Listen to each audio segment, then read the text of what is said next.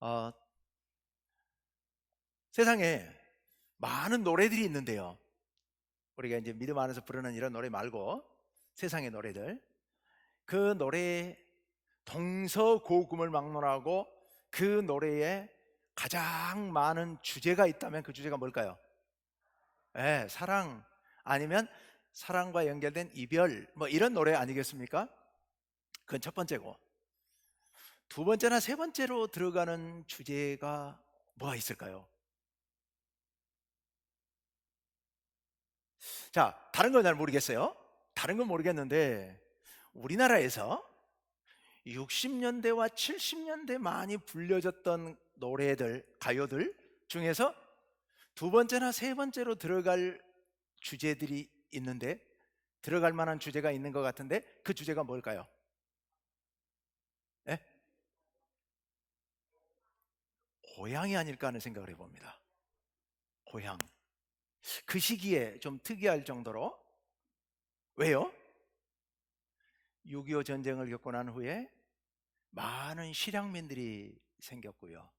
그들의 마음의 그 아픔이 너무도 컸기 때문에, 또 그때만 해도 교통통신이 많이 발달하지 않아서 사람 이동이 많지 않았지 않습니까? 사회가 급격히 발달하면서 고향을 떠나서 대도시의 일자리를 찾아 떠나온 많은 사람들이 있었고, 그들이 지금처럼 쉽게 고향에를 다녀가기도 어려운 상황들이었죠. 그래서 고향 떠난 많은 사람들이 있었고, 그들이 그렇게 그런 노래들을 즐겨 불렀고 그들의 마음을 노래한 그런 노래들이 참 많았다는 생각을 해봅니다. 고향. 고향 하면은 여러분 어떤 마음이 드셔요? 저희 고향은 산골짜기에 있어가지고 변화가 별로 없습니다. 제가 봐온 한 50년 넘는 시간 동안에 변화가 거의 없어요. 물론 그래도 많이 좀 변했죠. 길도 변했고 집들도 부서지고 새로 짓기도 하고 논밭도 그 작은 다랑이들이 넓은 논들로 이렇게 바뀌기도 했고 많은 변화들이 생기긴 했지만, 그래도 다른 지역에 비하면 변화가 별로 없습니다. 고향에 가면 뭐가 좋습니까? 왜 고향이 좋은 겁니까? 어린 시절의 추억들이 거기에 이렇게 묻어 있고 담겨 있죠. 또 고향에 가면 마음이 편안해지죠. 왜냐하면 많은 것들이 익숙하기 때문에, 익숙한 환경, 익숙한 사람들이 있기 때문에 마음이 편안해집니다. 그래서 사람들은 아마도 고향을 그렇게 찾을 겁니다. 혹시 여기서도 고향을 못 가시는 분들도 아마 계실 거예요. 고향이 수몰이 돼버렸다든가, 고향이 동네가 재개발이 돼서 아예 통째로 없어졌다든가, 이런 분들도 아마 계시지 않을까 하는 생각을 해보는데요. 그런데 고향만큼이나 우리 마음을 편안하게 하고 또 우리 마음이 따뜻해지도록 해주는 곳이 있죠. 그곳이 어딜까요? 그곳이 엄마의 품이 아닐까, 이런 생각을 해봅니다. 엄마의 품. 여기 어머니가 돌아가신 분들도 많이 계실 테고, 또 이제 연로하셔서 연약해지신 어머니들을 모시고 계신 분들도 많이 계실 겁니다. 어쨌든 우리 기억 속에, 우리 마음 속에 엄마의 품은 언제나 포근한 곳, 그리고 세상에서 가장 편안한 곳, 그것이 엄마의 품이라는 생각을 해봅니다. 그런데요, 그런데 이 엄마의 품은 때가 되면 돌아가시기도 하고 연약해지시기도 하지만, 우리가 엄마의 품처럼 그렇게 편안하고 그렇게 마음 따뜻해지는 그런 곳이 또 있습니다. 어딜까요? 오늘 시편 기자가 발견한 그곳이 있습니다. 오늘 본문 시편 131편 2절 말씀을 우리 같이 한번 읽어봅시다. 네, 다 같이 시작. 실로 내가 내 영혼으로 고요하고 평온하게 하기를 젖된 아이가 그의 어머니 품에 있음 같게 하였나니 내 영혼이 젖된 아이와 같도다. 아멘. 엄마의 품. 이 시인이 내 영혼이 고요하고 평온하게 했다. 엄마의 품 안에 있는 아이처럼 그렇게 내 영혼을 고요하고 평온하게 했다라고 노래하고 있습니다. 언제 찾아가도 마음 편안하고 마음이 따뜻해지고 고요해지는 곳, 그곳이 엄마 품이라면 엄마 품보다 더 우리를 평온하게 해주는 곳, 그곳이 있다는 거예요. 엄마 품 같은, 이 시인이 지금 어머니 품을 얘기하는 게 아니잖아요. 그의 어머니 품에 있음 같게 하였나니, 이 소리는 어머니 품이라는 뜻이 아니잖아요. 어머니 품 아닌 다른 어떤 곳으로부터 내가 어머니 품에 있는 것처럼 그렇게 느끼게 하고 있다라는 그런 의미이죠. 그곳이 어디일까요? 엄마 품처럼 그렇게 고요하고 평온하게 해주는 곳. 3절 말씀을 한번 봅시다. 다 같이요. 시작. 이스라엘아, 지금부터 영원까지 여호와를 바랄지어다. 아멘. 여호와를 바라봐라. 여호와를 의지하라는 말씀입니다. 그러면 2절에 있는 말씀처럼 네 마음이 고요하고 평온케 될 것이다. 나는 지금 그렇게 하고 있다라는 얘기죠.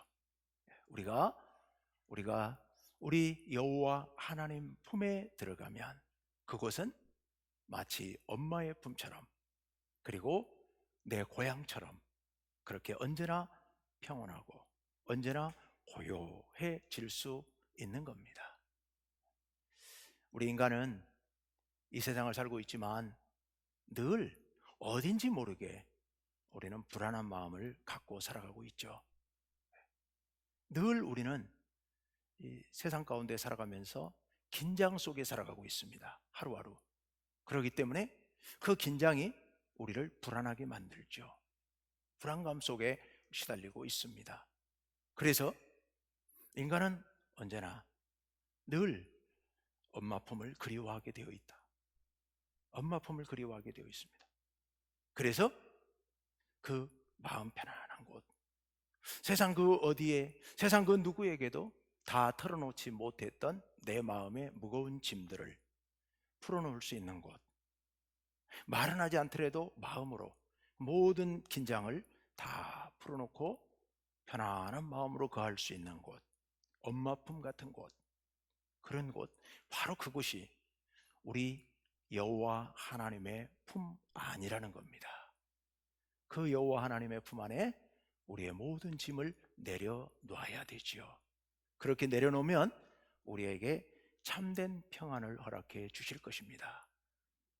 마태복음 11장 28절 말씀을 우리 다시 한번 같이 읽어봅시다. 시작. 수고하고 무거운 짐진 자들아 다 내게로 오라. 내가 너희를 쉬게 하리라. 아멘. 예수님 말씀이죠. 수고하고 무거운 짐진 자들아, 누구예요? 우리 모두다. 우리 중에 무거운 짐이 없는 사람 단 한 명도 없을 겁니다. 우리 모두 다 무거운 짐을 짊어지고 살아가고 있습니다.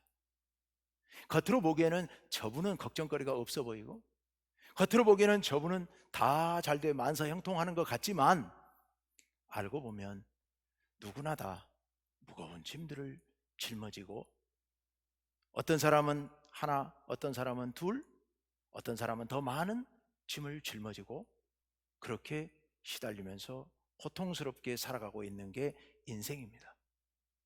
제가 가까이서, 제가 목사다 보니까 성도님들과 깊은 마음의 부담들, 짐들을 서로 이렇게 나누는 이야기 시간들이 많아서 들어보면 어느 한 가정도 짐이 없는 가정이 없습니다. 부부간의 문제로, 자녀와의 문제, 자녀의 일 때문에, 자녀 평생 짐이잖아요.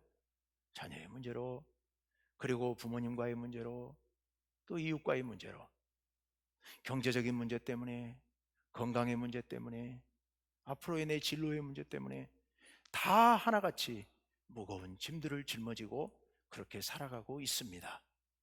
그런데 이 무거운 짐을 예수님께서 내게로 메고 오라고 말씀하십니다. 내게로 오면 내가 너희를 쉬게 하겠노라고, 내가 너희에게 평안을 주겠노라고 말씀하십니다. 아까 우리 박준 청년이 찬양했던 것처럼 너는 내 아들이라, 너는 내 아들, 내가 너를 사랑한다 라고 하나님께서 우리들에게 말씀해 주시는 겁니다. 그런데요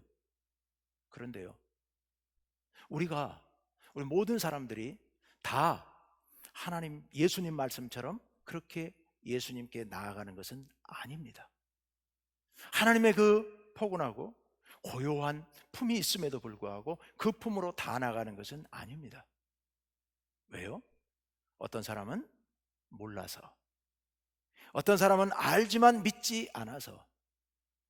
그런데 이상한 것은 그들은 그렇다 치더라도 믿는 우리들도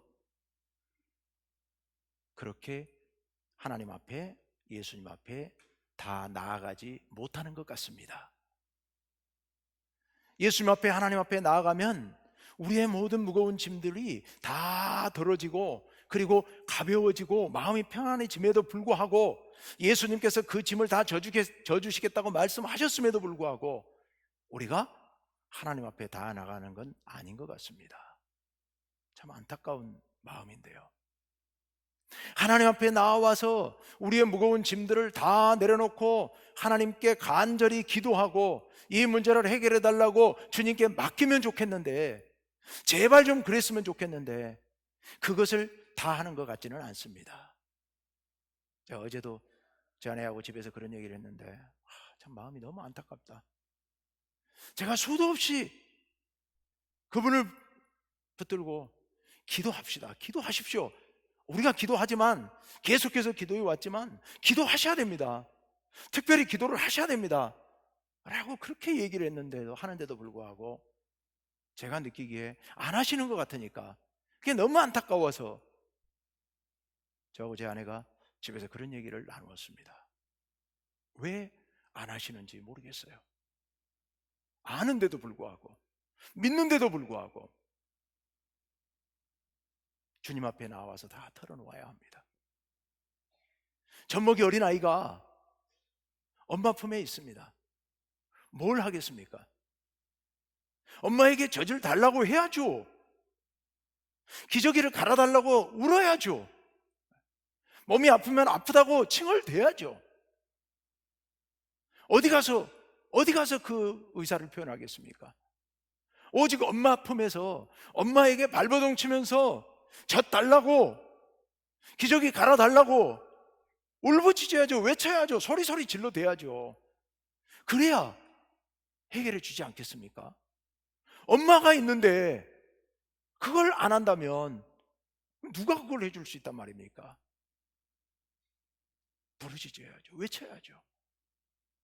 여러분, 우리 하나님의 품 안으로 나아오십시오. 나와서 기도하시고 매달리십시오.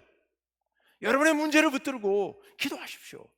여러분의 마음의 어려운 사정들, 마음의 슬픔들, 아픔들 하나님께 가지고 나와서 얘기하십시오. 하나님께서 그 문제를 해결해 주시는데 왜 그걸 하지 않으시는지요?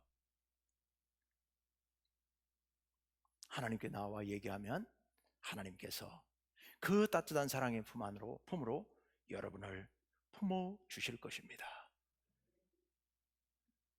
그런데요, 오늘 본문 말씀에는 사실은 자세히 보면 좀 특이한 부분이 있습니다. 본문 2절 말씀을 우리 다시 한번 볼까요? 본문 2절 말씀 보면, 실로 내가 내 영혼으로 고요하고 평온하게 하기를 젖된 아이가 그 어머니 품에 있음 같게 하였나니 내 영혼이 젖된 아이와 같도다. 마땅히 젖먹이 아이와 같도다 이렇게 나와야 될 것 같은데, 젖먹이 아이가 아니라 어떤 아이요? 젖된 아이예요. 젖을 뗐다면, 우리나라는 요즘 오래 많이 안 먹이지만 이 당시만 하더라도 거의 2000년, 500년, 3000년 전 시니까 그때만 하더라도 기본적으로 한 3년 정도는 아이가 먹을 것도 없고, 그러니까 한 3년 정도씩은 보통 젖을 먹였다고 치고요.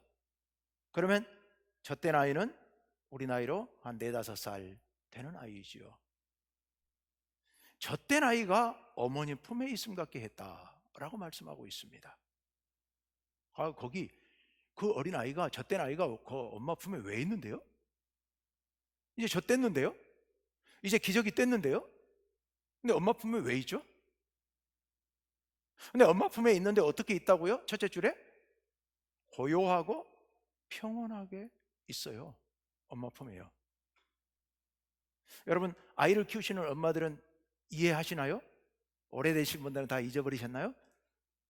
아이가, 젖된 아이가, 한 4, 5살 된 아이가 가끔 드물지만 엄마 품에 꼭꼭 안겨가지고 가만히 있죠. 안 가고. 그 왜 그러는 건데요? 좋으니까. 그렇잖아요. 엄마 품이 좋으니까. 다른 이유가 없어요. 엄마 품이 너무 사랑스럽고 좋은 거예요. 너무 편한 거예요. 엄마 품에 안겨 있는 거죠. 어린 갓난 아이는 엄마 품에 있는 목적이 필요에 의해서예요. 젖 먹으려고, 기저귀 갈아달라고, 아프다고. 그래서 엄마 품에 들어와 있는 거예요. 그러니까 젖먹이 아이들은 엄마 품에 안기면 일단 젖부터 찾아요. 먹어야 되니까. 먹고 싶은 본능에 의해서. 그게 젖을 다 먹고 나면, 땀 뻘뻘 흘리면, 젖을 먹고 나면 이제 지치기도 하고 배도 부르니까 그냥 그대로 잠들어 버리잖아요. 젖 빨다가 그냥 잠들어 버리잖아요. 배 채워지면 그걸로 끝이에요, 아이들은. 그런데요, 4, 5살 아이는 배가 고픈 것도 아니고 젖을 먹을 것도 없고 기저귀 갈 일도 없는데 엄마 품에 안겨 있어요.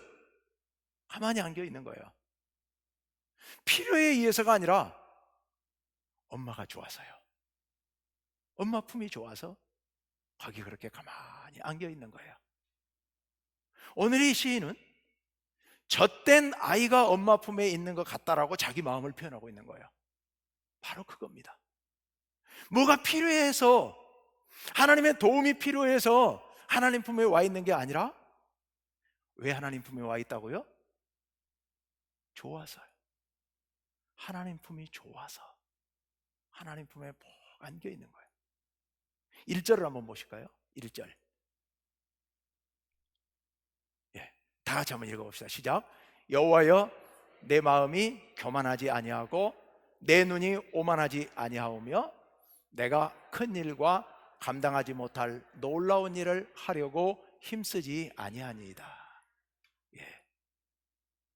교만하지도 않고 오만하지도 않고 내 마음에 큰 일, 그리고 감당치 못할 놀라운 일을 하려고 힘쓰지 않습니다 라고 말하고 있습니다.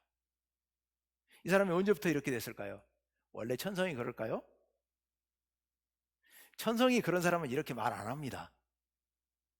이런 말을 하는 사람은 정과가 있는 사람이에요. 마음이 교만하고 오만했던 사람이에요. 큰 일을 해보겠다고, 세상이 깜짝 놀랄 만한, 내가 감당하기 어려운 그 놀라운 일을 이루어 보겠노라고 한동안 정신없이 뛰어다녔던 사람이 그 모든 것이 다 허사라는 것을 깨닫고 모든 것을 다 포기하고 그리고 하는 소리가 이 소리인 겁니다. 그동안에 엄마에게 젖달라고 기저귀 갈아달라고 떼쓰고 소리 지르고 발버둥 쳤던 아이가 이제 그 시기가 다 지난 거예요. 다 지나고 나니까 그거보다 더 좋은 게 있다는 걸 알게 된 거예요. 엄마 품이 얼마나 포근한지, 엄마 품이 얼마나 편안한지를 이제 비로소 알게 된 거예요. 오늘 이 시인이 그렇게 엄마 품에서 젖달라고 떼쓰던 그 어린 아이처럼 한평생 큰 일, 놀라운 일, 이루지 못할 일, 그 일을 내가 이루겠노라고, 그래서 세상에 내 이름을 떨쳐보겠노라고, 뭔가를 보여주겠노라고 그렇게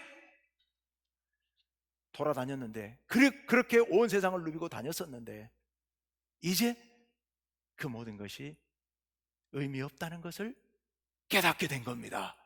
그래서 다 내려놓게 된 겁니다. 다 내려놓고서 이제는 그것이 아니라 하나님의 품 안에 있는 것이 얼마나 평안하고 얼마나 행복한지를 알게 된 겁니다.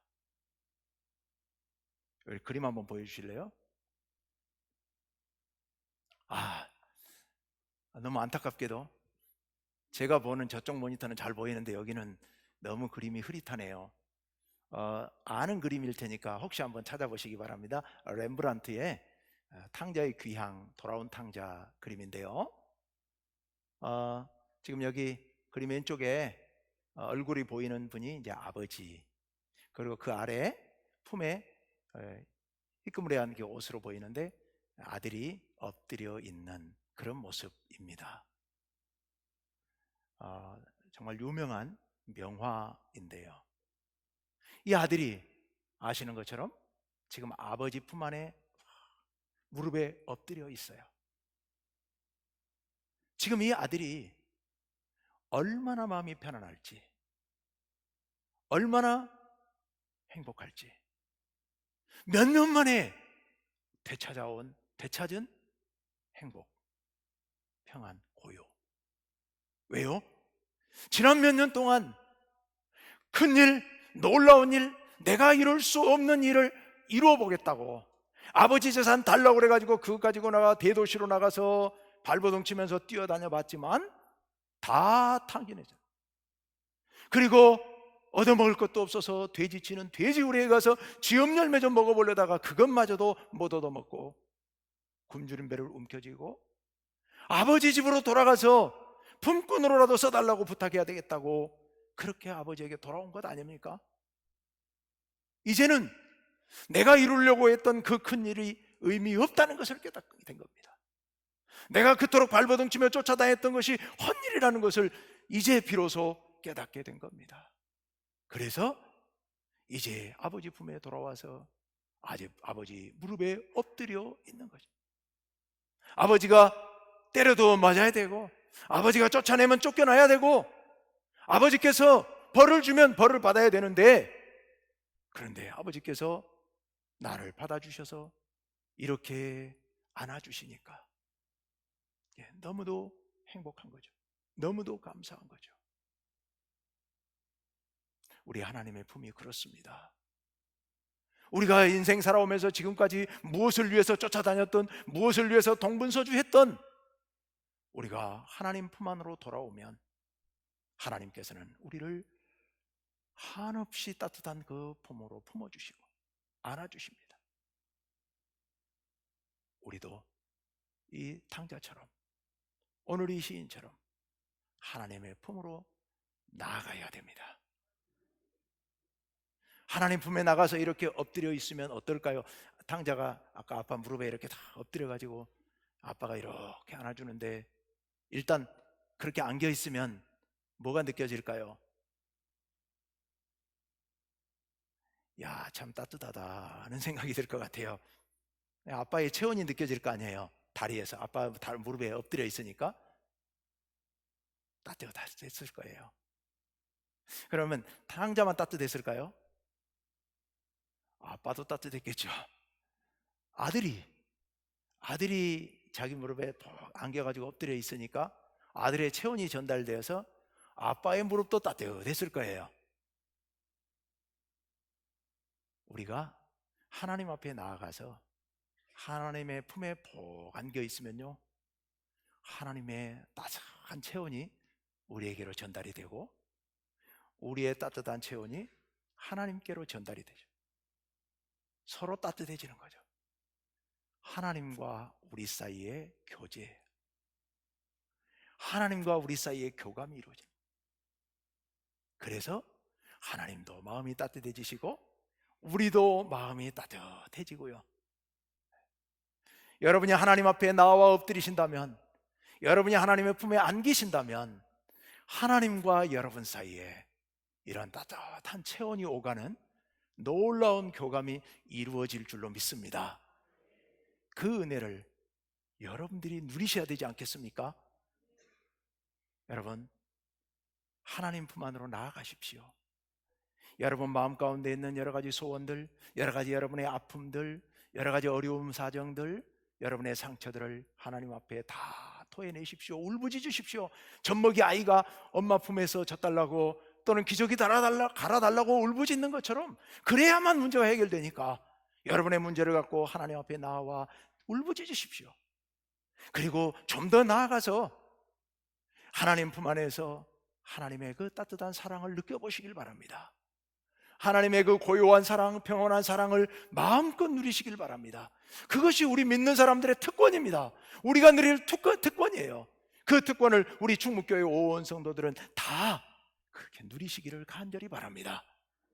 뿐만 아니라 한 단계 더 나아가서 여러분이 그렇게 하나님 품 안에 나와 엎드려서 주님의 품 안에 머무르게 되면 그 안에서 하나님과 여러분 사이에 교제, 교감이 이루어지게 될 텐데, 그 교제와 교감을 통하여서 하나님의 마음과 여러분의 마음이 하나가 되는 이 놀라운 축복을 여러분 누리시기를 간절히 바랍니다. 어떻게 해야 될까요? 간단합니다. 다 알고 있는 내용들입니다. 하나님께 기도하십시오. 코로나19로 함께 모이는 건 안 되지만 한 명씩 와서 기도하는 건 누가 뭐라 하지 않으니까, 우리 교회는 아직 폐쇄 명령 안 떨어졌으니까 여러분 수시로 교회에 오셔서, 열어놨습니다. 이 코로나 때문에 문 활짝활짝 열어놓습니다. 오셔서 기도하고 가십시오. 1층도 좋고 3층도 좋고 2층도 좋으니까요. 두 번째로 말씀. 우리가 지금 성경 통독하자고 지난번부터 말씀드렸습니다. 하나님의 말씀 안에, 말씀을 통독하면서 그 말씀 안에 여러분 푹 잠겨 보시길 바랍니다. 제가 매일 아침, 매일 저녁 여러분들에게 그 이튿날 아침에 묵상을 카톡에 지금 보내드리고 있는데요, 제가 늘 마음속에 하면서도 문득문득 그런 생각이 듭니다. 혹시 공해가 아닐까? 우리 성도들이 이거 귀찮아하는 것 아닐까? 그런 생각을 늘 합니다. 그런데 가끔 이렇게 전화 통화하면서 우리 특히 교회 못 나오시는 연로하신 어르신들이나 또 우리 성도님들이 그 말씀 들으면서 내가 참 마음속에 많은 위로를 받고 힘을 얻고 하고 있습니다라는 얘기를 들으면서 제가 또 힘을 내서 그래 끝까지 가보자, 제가 계속 그렇게 다짐하고 또 가고 힘을 내서 가고 있는데요, 여러분 하루 이틀 재미없을 수 있습니다. 일주일이 지나고 한 달이 지나면요, 그게 몸에 배면 그때부터 진짜 은혜가 되는 겁니다. 진짜 은혜는 이게 부흥회 때 한번 반짝, 이건 아무것도 아니고요, 늘 계속 해 나갈 때 그게 1년 쌓이고 5년 쌓이면요 엄청난 힘이 될 수 있을 겁니다. 말씀의 은혜에 푹 잠기셔야 됩니다.